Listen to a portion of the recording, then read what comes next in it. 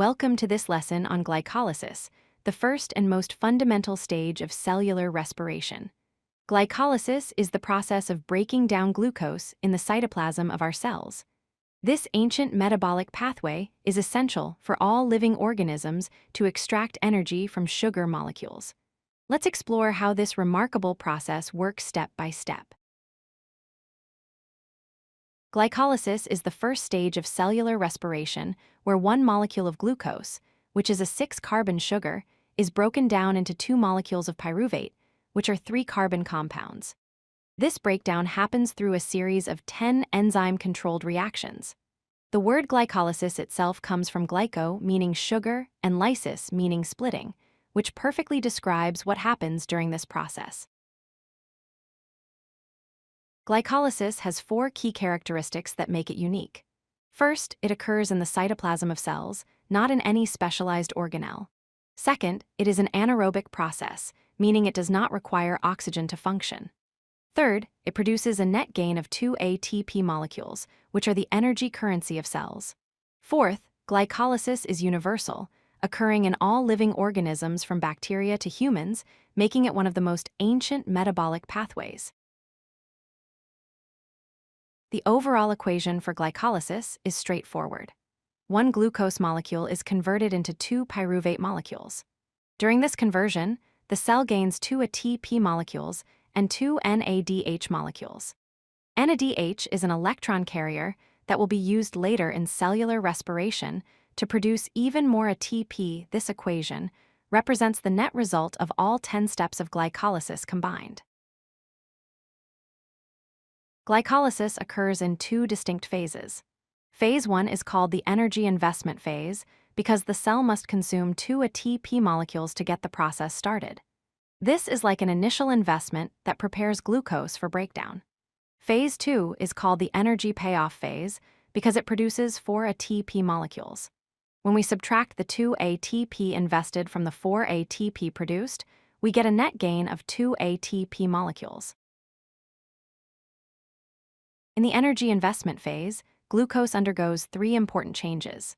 First, glucose is phosphorylated, meaning phosphate groups from 2 ATP molecules are attached to it. This phosphorylation uses energy, but makes the glucose molecule unstable and easier to break apart. Second, the phosphorylated glucose becomes highly reactive.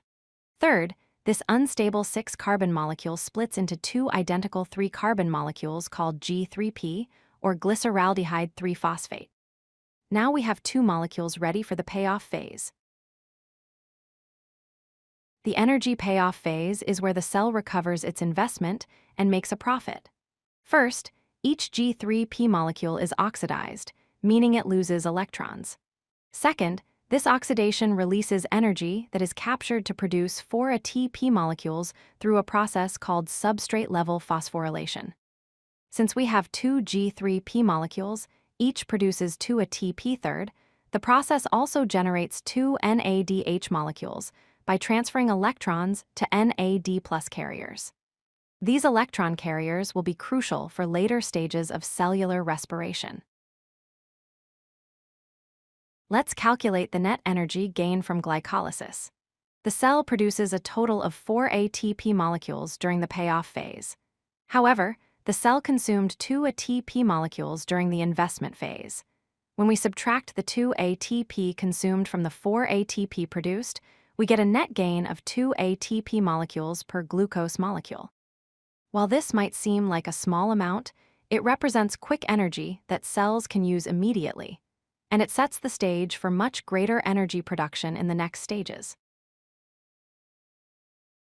After glycolysis produces pyruvate, the fate of these molecules depends on whether oxygen is available. If oxygen is present, pyruvate enters the mitochondria, where it will be further broken down in the Krebs cycle, eventually producing much more ATP through aerobic respiration. However, if oxygen is not available, pyruvate stays in the cytoplasm and undergoes fermentation, which regenerates NAD+, so glycolysis can continue. This flexibility allows cells to produce energy under different conditions. Let's review the key points about glycolysis. First, Glycolysis is the first step of cellular respiration and must happen before any other energy-producing pathways can occur. Second, it occurs in the cytoplasm and does not require oxygen.